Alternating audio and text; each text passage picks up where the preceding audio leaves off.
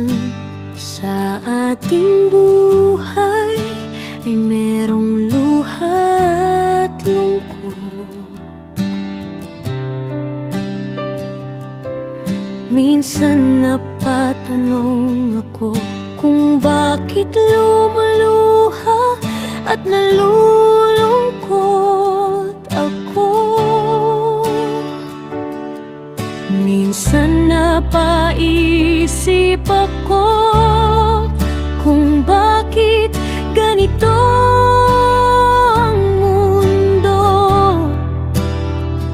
Mundong bilog pero apat na sulok lang ang pupuntahan.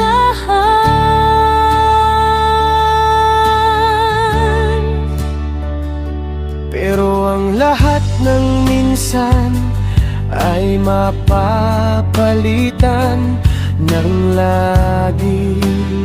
laging tatawa at masaya, laging may sagot sa mga tanong ko, laging iniisip maging masaya ko. at alam nating ang